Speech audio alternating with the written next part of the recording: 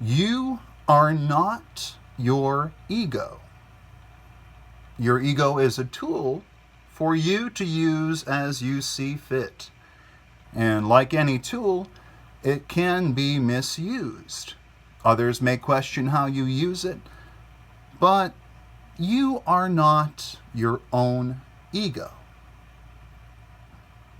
Your ego is just part of you. It's part of us. It's part of everybody. You are not your body, just as you are not the tools you use when interacting with other human beings. May it be through commerce, or if you're in a social setting where ego is a factor. Your ego does not represent your identity, who you are. It is a large part of your identity. You may feel that your ego is, important to maintaining your identity. But in itself, it is not your identity.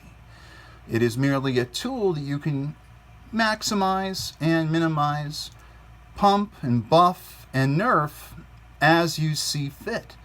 It should be viewed in that framing, in my opinion, because too often I see people associating their ego with themselves. So they don't want to be wrong, they don't want to be taken in a negative light. It hurts their ego.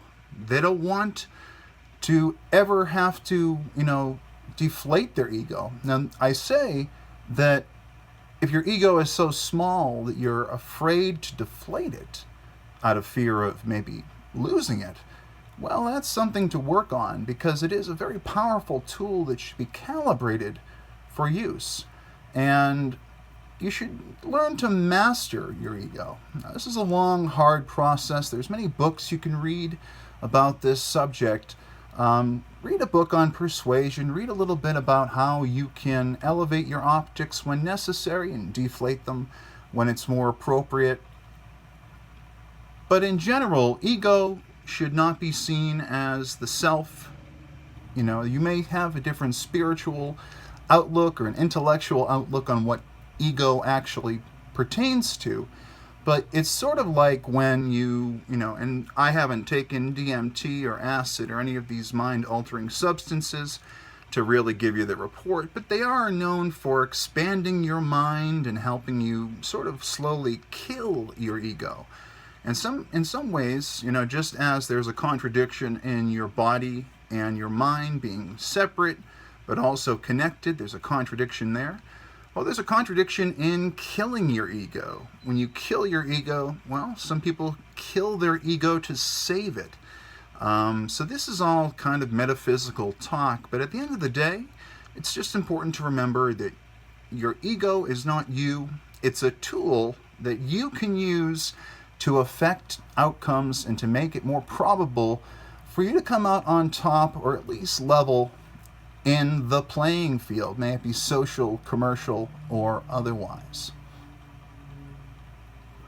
And along those lines, I actually have a second tweet here, a series of tweets that continue down this road of talking about how you are your own master. Don't let your ego control you. You can be wrong, you can be right.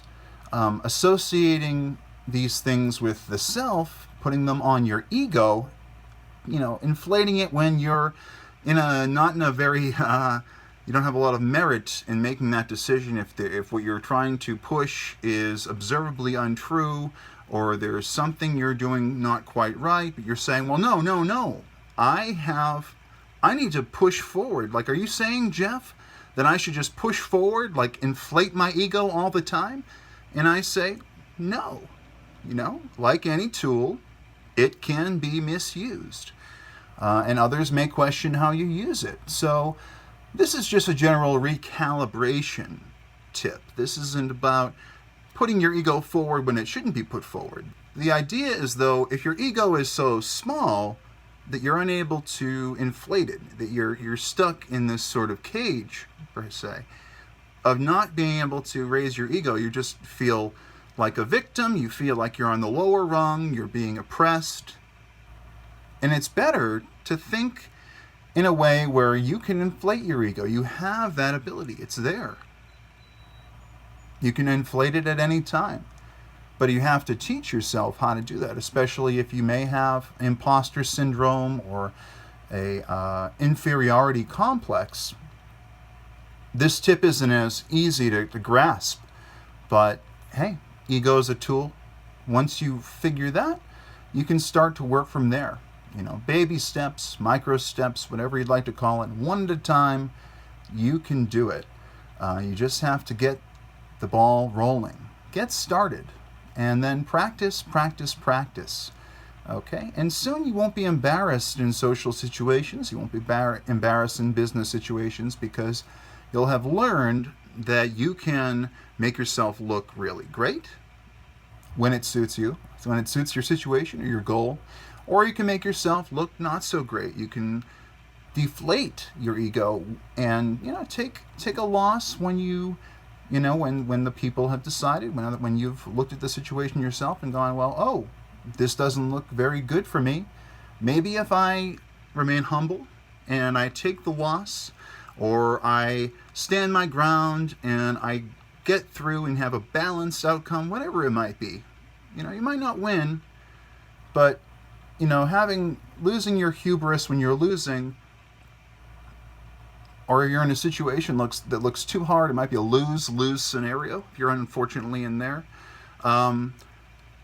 It can be helpful to be able to reduce your ego and meet the needs of that situation.